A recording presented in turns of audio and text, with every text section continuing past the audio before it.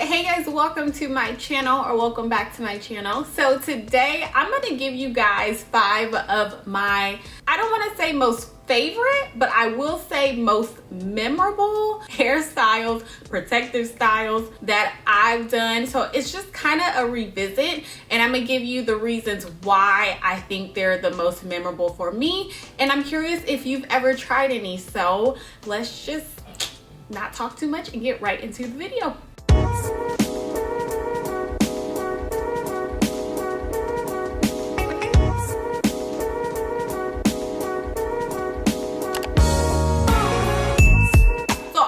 These styles have been done within the past year. This again does not mean they're my most favorite. They're just the most memorable for me. I still have a lot of styles that I loved. So the first style is the most natural crochet video that I did a few months back. I really just did this video on a whim, you guys. I was just kind of thinking about, okay, why us girls with 4B 4C hair always either have to do the deep wave crochet or the big curl crochet. It's never any crochet that matches our texture.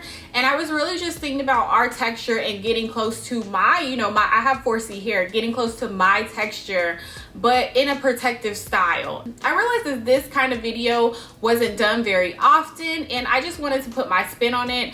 I love the outcome of it. I think having the leave out really made this look, and the hair of course was like a perfect match for me.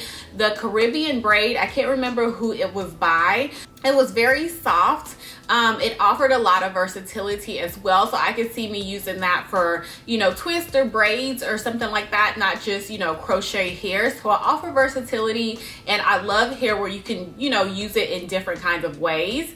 And then the hair itself too was just easy to work with. It pulled apart very easily. I ended up crocheting that hair pretty quickly, and although it may have looked like a lot of work, I can honestly say that was a very easy hairstyle for me. I was also just thinking of a style, that's why I had to leave out in the first place, because it was getting warmer here in Houston, that I could just pull up for, the time being, or for the summer or whatever, and I didn't have to worry about slicking my edges down, finding 50,000 gels to make sure they slick down. I just didn't want to deal with all that, and that's kind of what I was going for, and I think I hit the nail on the head. And I'm just gonna give myself a little pat on the back. The braid pattern can be as simple as you want it or as detailed as you want it.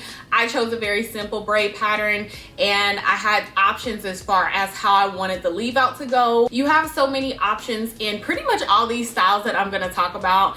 The versatility is going to be there with all of these styles, which is why I love them so much. So that is my #1 most memorable protective style. So my next style is a spring twist Amazon hair. I love that hair. I love that style. I love doing twists in my head, period, but I think that was maybe my second time, I want to say, doing twists that short. I personally just didn't do them very often, so I wanted to try it on myself, and I did, and I loved it, and the hair was cheap. You only needed 1 bag of hair for $30. It offered a lot of versatility. I had no tension on my edges on my hair at all, and the style was very long lasting. It was just an all-around winner. I could put it all up in a bun. I could put it half up, half down. I could wear it all the way down. Like, it just offered so many options, and again, it was cheap. If you've tried it, please let me know. If you haven't tried it, let me know what's stopping you. Like, you still look so put together and so cute with it. I don't know, I love that hair. I think they did a great job, great quality, and yeah, and I just love Amazon, so there's that. So my next style is gonna be my knotless braids. I've actually installed my hair like this before, but I've done like chunkier braids, and I was like, I wonder if I do them smaller, will it still work? And it did. Y'all, I just had to think of something quick, because I just don't have the patience to really sit there that long, like hours upon hours. One, I would have to learn how to do knotless braids, and I I don't feel like learning nothing. I did not feel like learning anything. I was like, no, this is just not the time. I just needed a protective style and I wanted smaller braids. And that style came out really, really cute.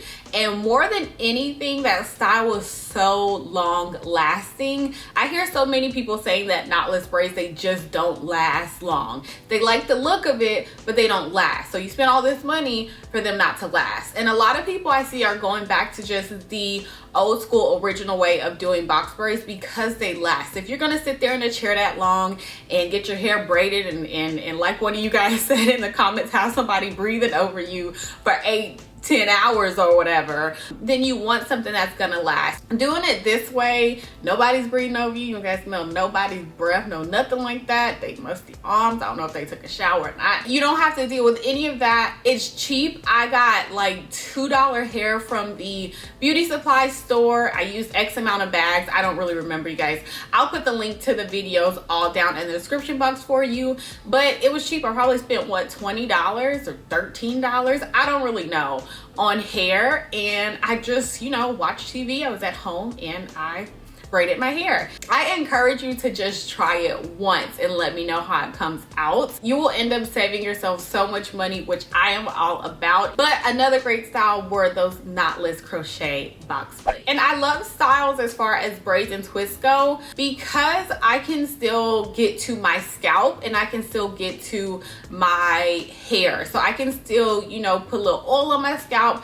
I can still moisturize my hair properly. So my natural hair is still being taken care of, which is very important for me and should be important for anyone who is doing protective styling, because that's the point of a protective style, not to neglect our hair. So that's why I really, really love doing twist styles and braided styles as well. But to switch it up a bit, I want to talk about this wig from Ali Pearl.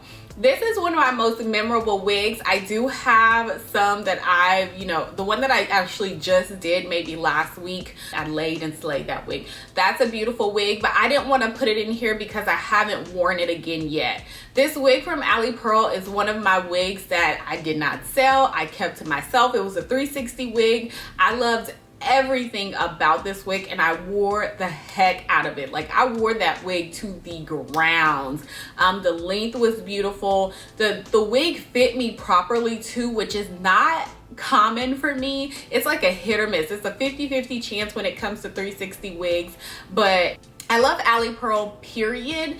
I think they are they're very consistent when it comes to quality, and you never have to think about what's going to be in the box when you get it. And I always encourage everyone to, you know, if there's one company that I know that I have probably suggested to you, it's probably Ali Pearl, it's probably West Kiss, and maybe a few others kind of here and there, but Ali Pearl is definitely in the conversation. The install that I did also was one of my first, like, really trying to make it as natural as possible. If you guys want me to do maybe a top 5 wigs that I love or companies or something like that, let me know down below in the comments or give me a thumbs up so that I know if that's something that you would like to see.